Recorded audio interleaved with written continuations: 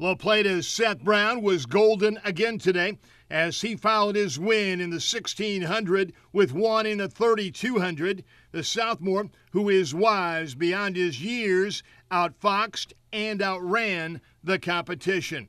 Going into the race, I knew I wanted to stay patient and just wait till the end. I knew that there was two main racers that had two different tactics. One would go out fast, the other one would kind of stay back. Seth Shervington of Bevere is also a state champion. He won the 300 hurdles and was third in the 110. In the field events, Kellen Gillespie of Knox County finished fourth in the triple jump with a leap of 41 feet. La Plata's Taylor Snodgrass finished eighth in the long jump. The talented senior just came up short in the 100 as she finished second. I didn't expect it. I was coming in today ranked third, which is higher than I already anticipated, and to get second is just makes me so proud. The La Plata boys 4x2 relay team took home a fifth place medal, and La Plata's Hunter Howe was fifth in the 200 with a time of 23:51. The final day of state track, the Davis County girls went into their first event ranked first with 23 points, but that was only 5 points above the current runner-up. They won 7 meets this year and were looking to make state lucky number 8. But before we get to the Mustangs, let's take a second and look at a couple other big winners from today. They may look familiar because both of these teams won yesterday in different events. Centerville's Peyton Bush entered last year's 800, seeded 24th, and won. This year, he was seeded differently, but the outcome was the exact same, going in ranked number 1 and coming out number 1. He finished with a time of 1:55.43, an entire second before the second place finisher. I caught up with him right after the race, and he was a little out of breath and trying to thank his cheering section. With what little air he had left, he had this to say. Really, the goal this year was to beat the state record, which I didn't.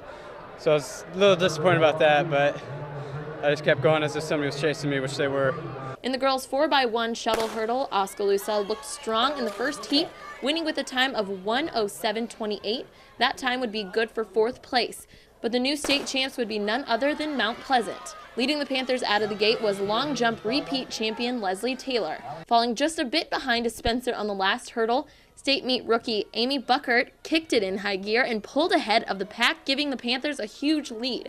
Hannah Becker kept that pace, and Kelsey Phipps, who placed second in the 100 hurdles, took it home. The girls finished with a time of 1:04.08, breaking the old state record of 1:04.60.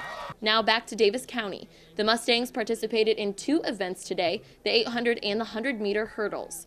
Before entering the hurdles, the girls were down 5 1/4 points. Cassidy Sharp needed to place 3rd or higher in the hurdles to get back in the top 3. She accomplished just that. She knew her place, but she didn't know her time, and she was extremely happy upon finding it out. Looks like 15:76. That's my fastest time ever. I'm very happy with that. Davis County ended up finishing in 7th place with 34.75 points, sending an impressive 12 events to state. The team looks to top it next year. Here's to a great season. In the sectional track meet in Mexico, Kirksville was ready. The girls' 4x8 relay team finished first with a time of 10 minutes and 4 seconds. The boys also qualified for Jeff City with a 3rd place finish. In the high jump, the Tigers' Abigail Reed showed her stripes. She is headed to state with a leap of 5:1. Macon's Valerie Schmidt finished 3rd in the 100 as the senior will head to Jeff City on Friday. Ditto the Macon 4x2 relay team as they only finished 33/100ths of a second out of 1st place, and they finished 3rd on the afternoon. Kirksville's Andrew Gordon is going to state in the 16 and 3200. The senior was 4th in the mile and 2nd in the 2-mile. Kirksville's Christy Tucker just started running the 200 this year. She's headed to state after a 4th place finish. The Tigers' Drennan Johnson is also headed to the capital city in the shot put and the discus. And freshman phenom Erica Wolmering finished 2nd in the 1600 meters as she lost to Jenny McCarthy. What are the odds?